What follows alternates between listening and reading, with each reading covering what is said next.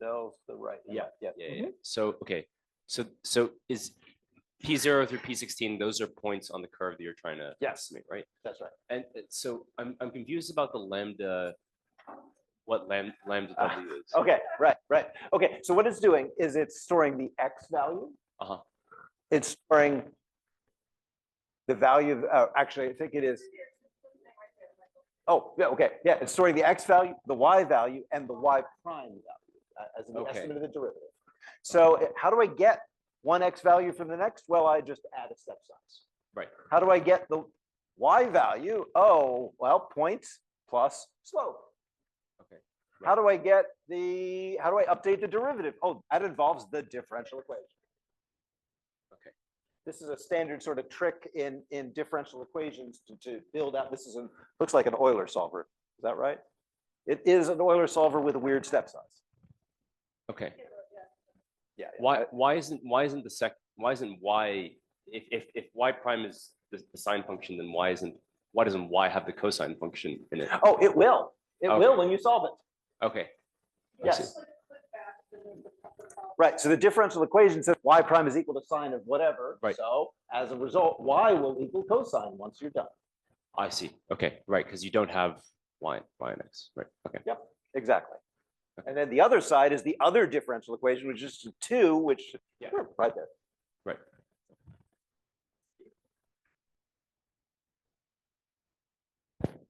Just to comment on your comment, there's a bit more to it, to sheaf theory, than just the key point about sheaf theory is the passage from the relationship between global and local information. And as Michael pointed out in the earlier point regarding the optimization problem, you might not, starting from the global perspective, it's often, as Michael pointed out, it's often difficult to see the structure of the problem, but often it's more natural to know, we know that the local pieces of information, so we build that, and then what the PySheaf and so forth is doing, working out how these things should be connected. So it's a different perspective, even though there's lots of similarities. So I think that's the crucial point about sheaf theory. All right, let's roll. Okay, so last section before lunch. I know a lot of you use time series data. Let's talk about time series data. And actually, so again, I'm not a neuroscientist, but I do a lot of signal processing work. Actually, I like acoustics a lot. And acoustics involves a lot of time series. So let's talk about time series. How do we do that? Well, the workhorse in time series is linear translation invariant filters. How do I do that? Well, I take a signal as my input. I do a linear operation such that if I translate it, the whole thing goes along for the ride. That's the translation invariance. And of course, we like to do this, say, with your cell phone. You want to listen to good sound? Well, not right. That's digital, right? Digitized points, not just continuous functions. So these guys are the workhorse of modern functions, modern signal processing. And actually, the recognition is that the insight that Gauss had, but never actually published, and so it was rediscovered, is that these things can be dealt with using Fourier methods. That's pretty awesome. But Fourier methods kind of fall apart when you break one of these linear or translation invariants. But as it turns out, if you're going to want to talk about building a filter, you really want to start with these. Turns out these things are, in fact, not just sheaves, but they live in the category of sheaves. They're sheaf morphisms. Let's build them. Actually, there's sheaf morphisms with my favorite thing, another span. Okay, so how do we do that? So the theorem, stated kind of fully, is that every discrete time linear translation invariant filter could be encoded as a sequence of 2 sheaf morphisms. I'll show you what that is in a moment. So morphisms in the category of sheaves. And the way that it works is it looks just like this diagram, and it actually corresponds to the hardware, how you build them. You've got an input buffer, you have an output buffer, and you hold on to some internal state that remembers, has a little bit of a memory. That memory has a shift register in it, which means you take an input sample and put it into the first slot, shift everyone down each time step, and take some kind of weighted sum. This hardware implementation will build every linear translation invariant filter that has a finite impulse response. Okay, cool. And it's a star. Every sheaf morphism is a commutative diagram of sheaves in the right way, which we'll see in a moment. Okay, so let's build this. This is a very constructive proof. The way that works is you take your input signal, it's a bunch of values, has some, say, acoustic loudness or voltage on the microphone as a function of time. Each time point is going to correspond to a cell, value in my partial order, and I'm going to drop in zeros everywhere. Why am I going to drop in zeros? Well, what are the global sections of this sheaf? Well, it trivially, everything is a global section. Why? Because, okay, category theorists in the room here, if I have a function from a set R to a set that just got one point in it, just zero, how many choices do I have for that morphism? Just the zero function. Oh, coming the other way, just one. So I can't help but make two values here consistent. They're all consistent. So the global sections of this sheaf on the top are, in fact, all the possible inputs time series. Okay, seems kind of trivial, but the great thing about math is you start out with a whole bunch of trivial things and you get a good surprise. So let's do that and drop in the output. Looks the same. Input is a time series, output is a time series. No constraints on it at the moment. Now here's the trick. I want the input to act like that shift register. So here's a shift register implemented as sheaf. This takes a little thought to see how this works. This is a shift register that's holding three numbers, one after the other. How do I go forward?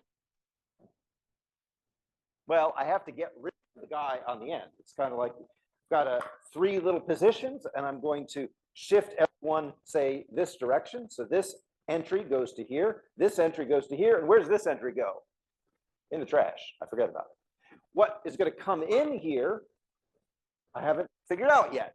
So really, when I go from 3 shift that way, I only have 2 values that are really held in state for the moment. That's why I go from 3 to 2 with, hey, guess what? A map that is a permutation matrix that's been sliced off. All right, that's forwards in time, but as Donna said, don't think of the arrows as pointing in terms of time. They're consistency. So I also go backwards in time. How do I run my filter forwards in time that way? Backwards in time? Oh, it's exactly the same thing, just reversed. There you go, that's that matrix. And of course you do this. Interestingly enough, this thing has global sections. Interestingly enough, what are the global sections of this sheaf? Oh, they're still time series. Except that they're time series that are now bundled in groups of 3 and 2. The reason for doing this is now I can start to build. First of all, I can build my filter by loading the first slot, attaching data from the top input time series. All right, that now fits into the last slot, the top slot of each of these. What do I mean by that? If you find the global sections of this, the global sections of this will be the top time series run there, and then all of the shift registers populated according to the sliding window. Quickly, Yeah. why you pick the 3 numbers instead of 2? For example purpose. Absolutely. I could do any filter size I want. 3 is just an easy one. Fits on the slide. If I did 15, it would run off the end slide. Okay, how do I? Yeah, but 2 as in 3 minus 1. Huh? 2 as in 3 minus 1. Yes, absolutely. Yeah. And again, as an example, one filter I might want to build is a low pass filter. How do I build a low pass filter? Averaging, sliding window average. All right, so I'm just going to average those 3 numbers in state. So they each get weight of 1/3. It's a linear map. Awesome. There we go. This guy seems to be doing the job.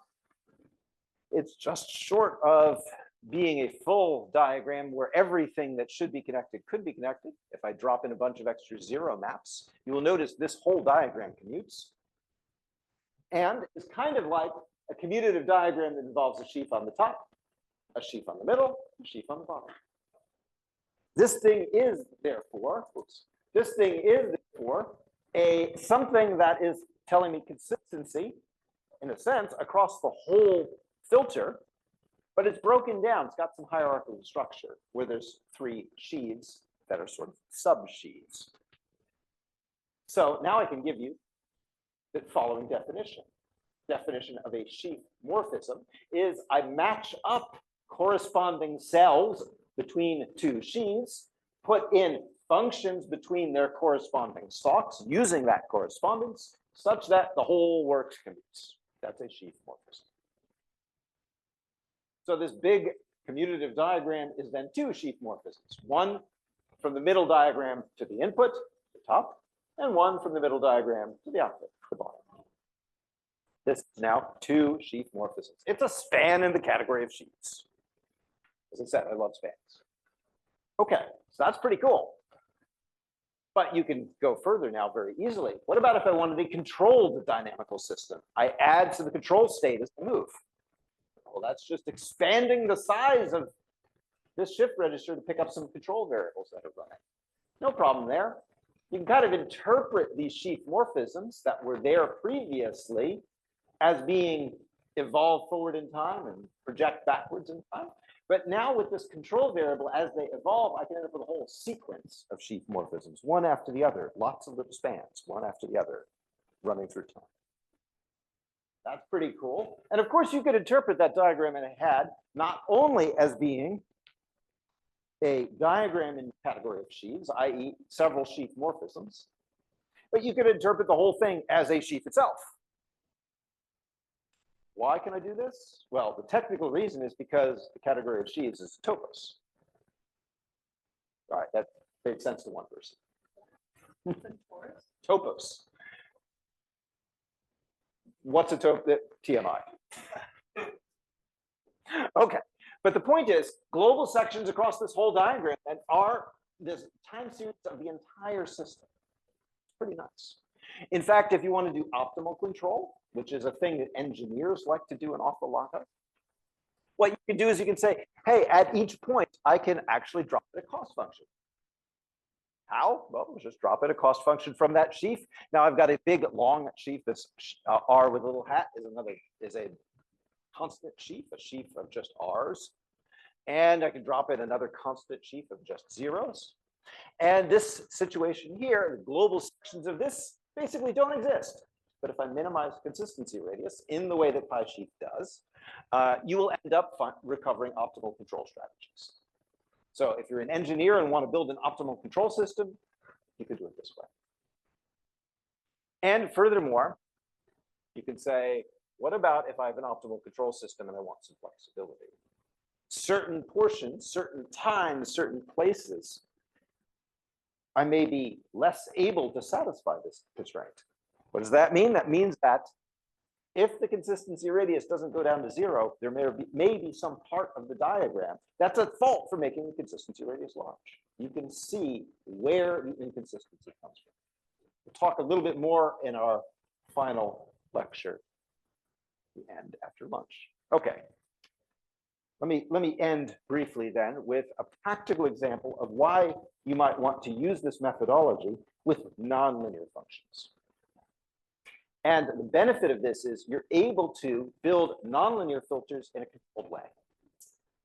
One of the things that is a definite problem when you're building nonlinear signal processing is there's too many possible functions. How do you design a good one without ending up with like breaking your signal entirely? This is a definite problem. And so, in fact, there's a way to do this using this methodology. And actually, it's very easy. Everywhere where I said that linear function going from the top to the bottom, you swap it out with a nonlinear function. If you want to change the sheaf in the middle so that it's no longer a shift register, you can. And let's do that. So here's the idea. If I have a signal, a noisy signal, I'd like to clean it up. I'd like to low pass filter to remove this noise. The signal looks periodic. That's great. The usual way that you do this is you run a sliding window over it. If you make the sliding window too big, though, you will squash your signal, right? So if I take a window about this size, I've got some positive values and some negative values. They'll average to some 0 value. Oh, wait, I lost my signal. Bad news. So what do? Well, I take a smaller window, right? But if I take a smaller window, I can't average as much. 1 over square root of n that shows up in statistics so often does not help you. So what do you want to do? Well, if you know something about the phase of the signal, you can phase a line and average across identical phases. How do I do that? The usual way people would do that is they phase estimate it and then do their averaging. This is a two-step process. It's an adaptive filter. Let me show you here. The typical adaptive filter has the unfortunate property, though, that it actually is kind of unstable. Doesn't really, there's some lag between the phase estimation and then actually averaging the values. And that lag, if I have a signal whose phase is changing with the frequency, this is a linear FM chirp. So it starts out low frequency, linearly increases in frequency over time with some noise. If you run a standard method for correcting for that, you'll end up with this unstable amplitude because there's some phase lag. Of course, you could say, let me make a non-causal version to try to compensate that. That's actually what I did here. This was my best shot at using state-of-the-art techniques. What if, on the other hand, you estimate as you go and you build this middle sheaf, instead of making it on a line, I can make a sheaf on any kind of partial order, right? I've said that. Why don't I make it on a partial order that looks like a circle? If I do that, it actually eliminates that phase instability. Because effectively what you're doing is you're tracking what the phase is, and you're dropping those points in to the right slots and averaging. So how do you do this? The way you do it effectively is you scan through the signal, find out, it says quasi-periodic factorization. That's a very fancy word. Basically, it's a sliding window, but instead of averaging, I just drop it into high dimensional space and match up similar points. At that point now, my signals are on this circle. And I have the same two sheaf morphisms, the backward going one, aligning, telling me where I'm getting the data, and the forward one, which is just an average. And that, in a nutshell, is what makes this work. So the point of the matter is you can build some very practical, efficient filters that give you very good and stable results. And it generalizes to higher dimensions very easily. So what you see on the left here is this is an image collected with the German TerraSAR X satellite, which is a radar satellite looking at the surface of the ocean for weather monitoring purposes. And you can see there's some waves in there. They're kind of blurry. If you squint your eyes a little bit, your eyes and brain do something like this phase estimation, like this nonlinear filter. If you then unsquint your eyes and say, hey, that looks pretty much like what's going on here. This is actually the output of the algorithm. But actually it's quite effective. So conclusions, this is actually really kind of a nice way to build controlled nonlinear filters that do specific purposes. So if you're working with time series, they fit very neatly into the framework of sheaf morphisms. And it gives you the place of saying, okay, I can actually see why thinking about sheaves in their own category might be done. Turns out those filters can be tuned pretty easily. And if you're really super interested in this, so basically the slides that I showed you here are about where I ran out of interest for this. But a colleague who's actually a computer musician picked up this machinery and said, this is great. I can now build all sorts of musical instruments and tune their structures, build filters for them specifically. So if you Google him, you'll see a number of papers where he's used this kind of thing. With that, it looks like we're at 12:30, which is supposed to be delivered. So let's answer some questions and then break for lunch.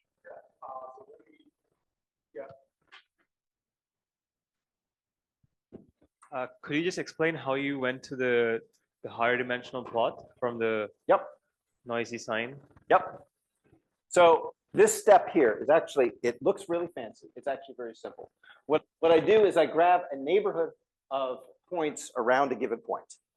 So if I have so if I'm sitting at this point right here, I look at its neighborhood. So a few samples to the left, a few samples to the right. I turn those samples into a vector. Interestingly enough, by a theorem of Tokens from the 1980s, if you do this sliding window vectorization process, what you end up recovering is the underlying phase of the dynamical system that generated this signal. So I'm making use of that theorem here. So this is now, every point here corresponds to a short window of samples.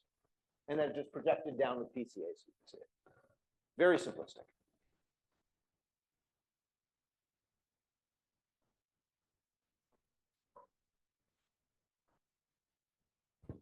And how do you estimate the window? Good question. This is so there's two windows. There's this phase estimation window, and then there's the averaging window. The averaging window comes from the intended bandwidth of the filter in the usual way. This window comes from the Tokens embedding theorem, and Tokens actually tells you about how many points you need to fit into that window. Now, it's a loose sufficient condition. So Tokens says if your phase space is of dimension roughly, say in this case, roughly 1, so one-dimensional manifold, then you need roughly 2 samples, roughly a factor of 2. Now, I use, I think, 4 or 5 here. There is a little bit of an art in choosing what that window size is. And there's actually people in the topological data analysis community studying that very problem.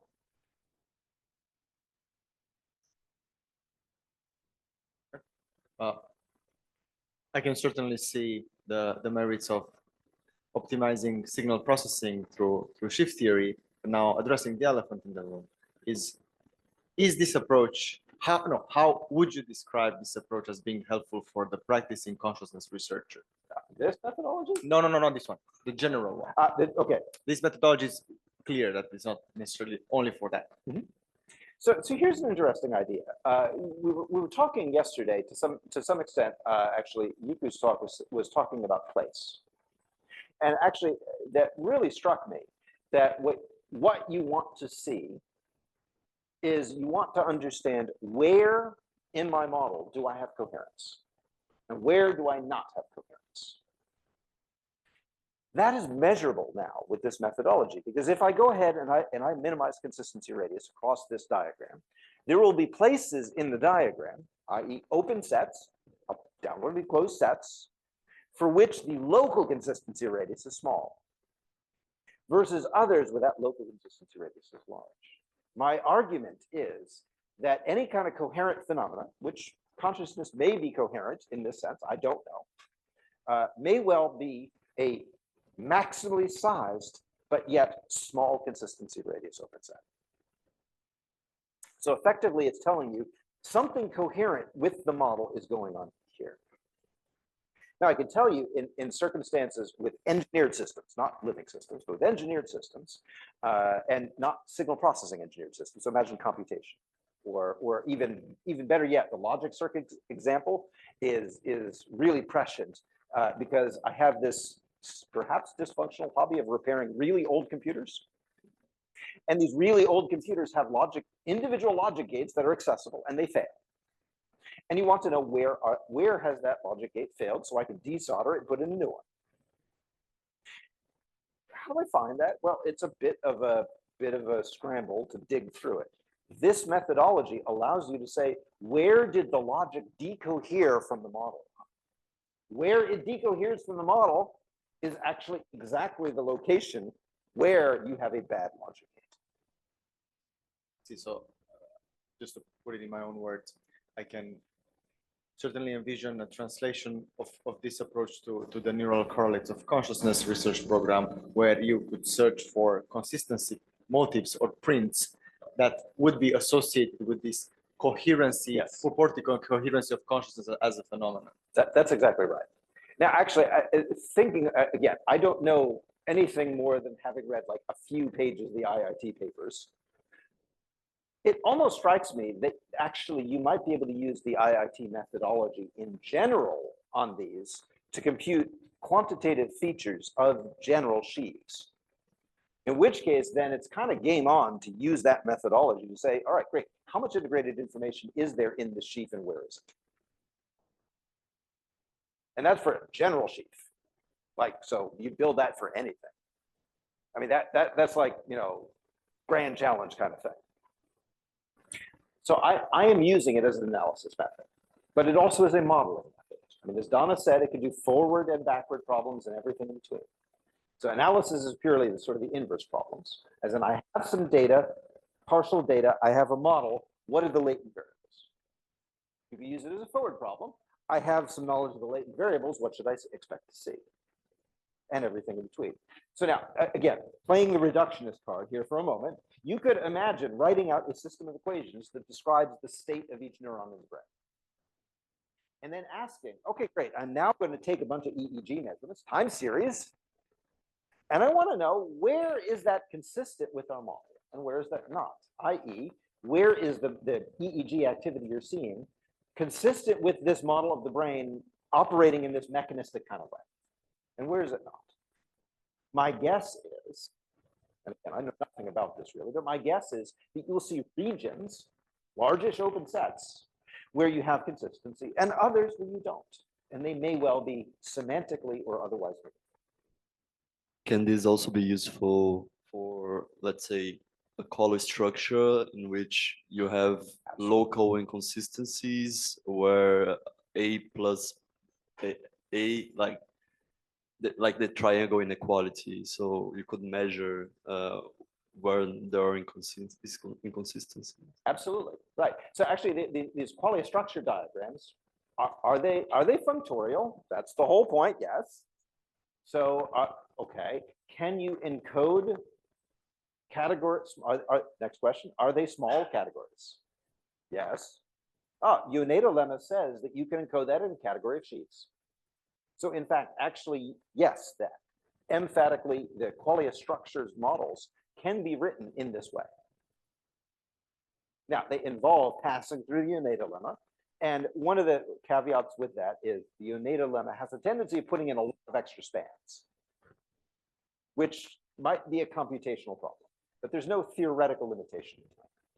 Hi, I'm super interested in the idea of applying this to brain data and can totally see how it's coherent with not only global workspace theory, but also, sorry, not only IIT, but also potentially other theories of consciousness, such as global workspace, which we can get into later. But it seems to me, right, that the key idea behind, or the key step to identifying the consistency radius in the method is to first isolate the restriction functions, right? I mean, that's your model essentially, right? Absolutely. And so, when it comes to applying this to some kind of brain data, I mean, do you have any thoughts on how to go about that? Or is that just the...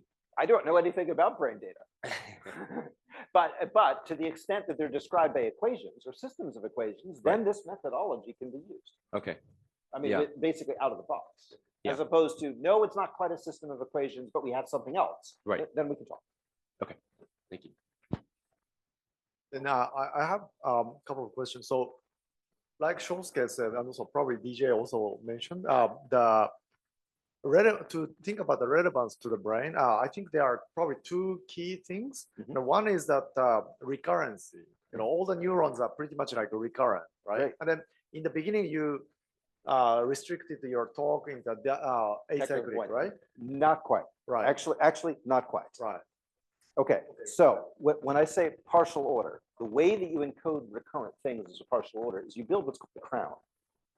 And what that looks like is I have, well, I'm not going to do it on a whiteboard. Let's build a triangle. The way that you do that, you make a recurrent network. Remember, we're not looking at data flows. We're looking at consistencies. So if I have three things that are recurrent, say, going around in a circle, take that node, take that node, take that node. They have to be nodes in my sheaf. Add in spans. Put a node here, a node here, a node here, and they go outwards. This arrow and this arrow are different.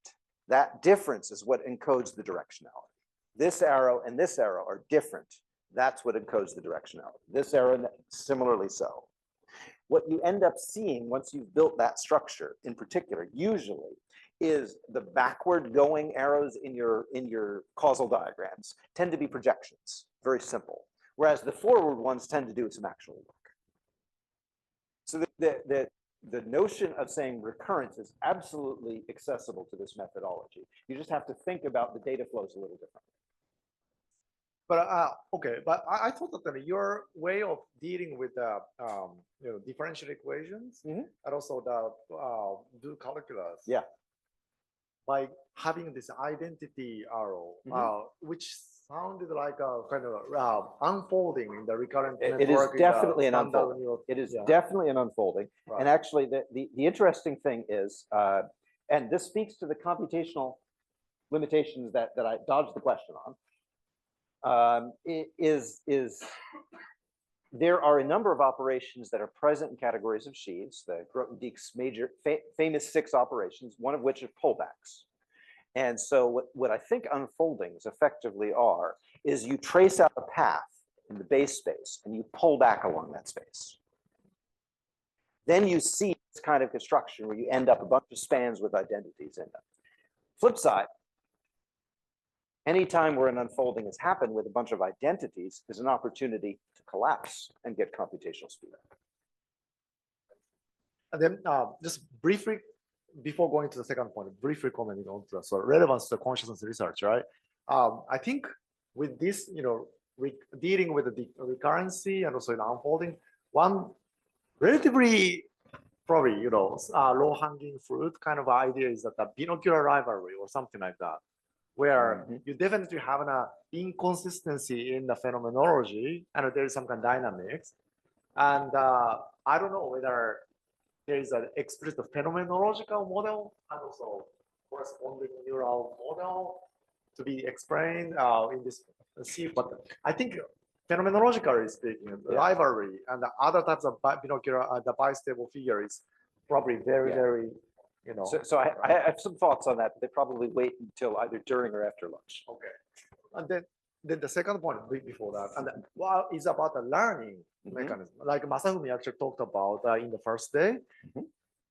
Do you have any kind of idea about when the system itself actually learns or computes the consistency radius? Because if the system itself can compute this, consistency radius, and then to modulate, then that probably becomes very close to free energy kind of idea. That's right. But it doesn't care about which direction is a prediction or what. Which is, I think it's much better than this predictive coding kind of idea. Who predicts what is always weird, in my opinion. But this one, we don't care. Yeah, we don't care. Okay, so one thing that I have been batting this idea around for probably, well, at least since 2016, 17-ish, roughly, is that this notion of consistency radius optimization that we're doing, we run the optimizer to the ground. We run it until it converges and it's done. If everything in sight is real values, as we've been saying, this particular optimizer wants, isn't that optimizer actually solving a differential equation? Yes, which effectively means there's a built-in dynamical system to every sheaf of metric spaces, or at least every sheaf of manifolds. That built-in dynamical system, when you run it to the ground, will do the consistency radius optimization. But that's a natural dynamical system that just comes for free. And that may well be a learning mechanism of sorts. And I've been batting this idea around, and I really haven't been able to wrestle it to the ground. There's some depth to it. So I'd be happy to talk about that more offline. Sorry, when you say binocular, in data things I see with my 2 eyes, right? Okay, yeah. But in that sense, it's all also like the entire sensory we have. I mean, the perceptions we have is, touch, auditory system, whatever. All of this information create perception, if you want, and it's all local information built up in a global perception somehow. That sometimes makes sense, sometimes it doesn't make sense. We have hallucination or something, and we feel it. They are not consistent or something. In that sense, that's a similar idea. So kind of following up on that idea of these local systems, and I think you mentioned earlier about having signals from different measures kind of coming together. And I'm wondering if you could explain or say a little more about that. So if you have frequency information from one signal and then position information from another signal, how does it make sense to in this framework to put those two things together when those two things are coming from different spaces with different metrics and different dimensions potentially. Yeah, okay. So the trick is that the restriction maps bring them together in some fashion. You have to specify how to do that. Sheaves are not magic, and this is one of the places where you need to do a bit of work. This also, from a practical standpoint, is what Donna has said about the weighting. So the weighting is a way to do this, to build these kind of hybrid spaces. It's a bit of a hack. It's a bit of a hack. On the other hand, topologically, so if you look at the topology of the optimization problem you're trying to solve, there's some equivocation, there's some wiggle room in exactly how you choose it. So this is why the weighting works. But you're absolutely right. There's some tension there, and there's a need for the modeler to put things locally, at least, on common footing. You don't have to do it globally. Sheaf methodology handles that. But locally, you need to build consistency. We'll submit on the idea of merging this with the FEP. One way Carl presents the foundation of the free energy principle is that showing that it's a series of equalities in different domains, and you can cast this as this optimization procedure on this gradient descent on VFE, variation of free energy. And he shows that even in optimality control theory, you can express this. So yeah, so all sorts of mathematically interesting results. Sure. So when I saw the theorem that says that optimal control is obtained by minimizing CR on the diagram, I said, okay, that's I think the entry point, because ultimately for living system that are self-controlled system, and the construct that they aim to control is precisely their own particular entropy. So yeah, sure. The VFE, the variation of free energy, that's I think how we start building the connection to free energy principle. Cool. Okay, thank you very much.